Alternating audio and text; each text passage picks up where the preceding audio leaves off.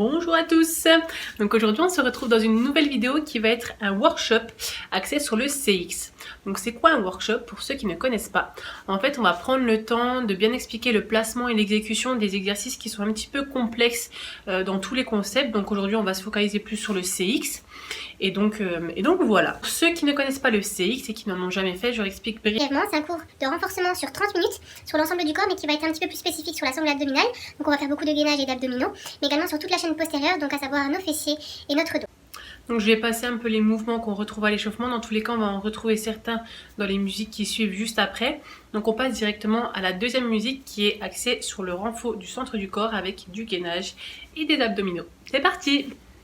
Donc placez vos bras parallèles et vos coudes en dessous de vos épaules. Donc là, vous pouvez vous placer sur pointe de pied. On aligne les hanches, les épaules et les chevilles, une belle ligne droite. On fait attention à ne pas lever les fessiers au plafond ni trop descendre ses hanches. On stabilise bien tout son corps et on gaine. Là, on va venir ouvrir le bras sur l'extérieur. On ramène et on fait la même chose dans l'autre sens. Par contre, il faut faire attention à ne pas twister ses hanches. Bon, là, j'exagère, mais voilà, il faut vraiment que vos hanches elles soient stables et alignées. Si besoin, bien sûr, vous pouvez poser vos genoux au sol en arrière des hanches. On fait exactement la même chose en stabilisant bien tout le corps. Et pour finir, on va venir ouvrir le bras avec la jambe opposée en gainant bien tout le corps.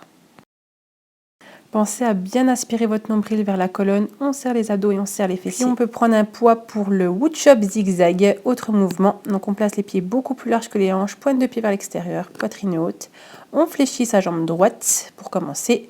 Poids vers le genou droit. Ensuite on monte à gauche, à droite, à gauche et on ramène position initiale. Donc on pense à bien aligner les poignets aux épaules en haut du mouvement et on transfère bien le poids du corps d'une jambe à une autre. Très important.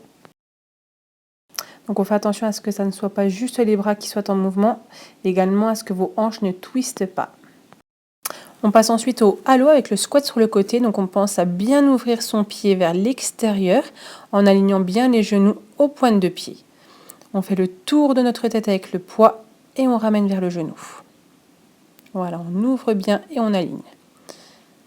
Donc au niveau du poids, on fait un grand cercle autour de la tête pour le passer derrière la nuque. Attention, j'ai bien dit squat et pas fente latérale, donc ça veut dire qu'il n'y a pas de jambes tendues. À chaque fois, vos deux genoux sont bien fléchis, je ne veux pas voir ça, et ni de buste trop penché vers l'avant. Descente levée, cette fois-ci on garde le poids, les pieds sont sous les hanches, poitrine haute, et on va venir descendre, incliner son buste vers l'avant et à partir des hanches, en gardant son dos long et droit et en laissant glisser le poids le long de ses cuisses jusqu'aux genoux.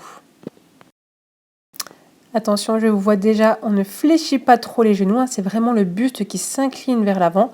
Et attention à votre dos, ça me fait mal de voir ça. Donc on ouvre bien la poitrine. On enchaîne avec le over latéral, donc on place le coude sous l'épaule, le genou est aligné à la hanche, il reste au sol pour commencer, l'autre jambe qui est au-dessus reste tendue. Donc on décolle les hanches du sol et on va venir les reposer. Donc à chaque fois, ouvrez bien votre cage thoracique et si ça va, on met en appui sur les deux pieds et on croise.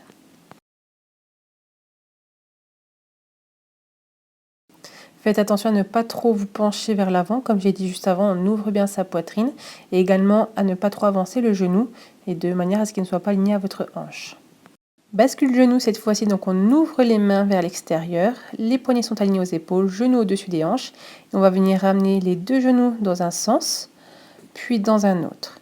Donc on garde bien le haut du dos ancré au sol et si ça va, on peut faire une extension de la jambe au-dessus et à chaque fois on fléchit puis on change de sens. Là pour ce mouvement, il faut vraiment faire attention en fait avec le haut du dos. Il ne faut vraiment pas que vos épaules se décollent du sol.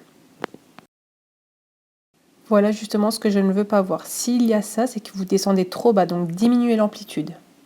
Avant-dernier mouvement avec le cobra à genoux, donc on aura besoin de 2 poids, étant donné qu'on n'a pas d'élastique, on place les genoux sous les hanches et on va venir s'incliner vers l'avant en plaçant nos mains vers l'arrière. Donc pour bien travailler la chaîne postérieure, donc penchez-vous vers l'avant et on serre bien les abdominaux pour garder notre dos long et droit. Bien sûr, je ne veux pas juste voir les bras bouger, et également le dos rond. Non, non, non. Donc on terminera avec les pompes, donc les mains sont placées plus larges que vos épaules, soit les genoux sont en dessous de vos hanches et on ouvre bien les coudes, donc comme ceci. Si ça va, on va venir reculer les genoux par rapport aux hanches et on ramène la poitrine et les hanches vers le sol. Faites attention à ne pas assez ouvrir vos mains, donc à les placer sous les épaules. Non, là on est en pompe large, donc les mains doivent être beaucoup plus larges que vos épaules. Et également à ne pas les rentrer. Et voilà, c'est tout pour moi, j'espère que ça vous a plu. En tout cas, on se retrouve très vite et je vous fais des bisous.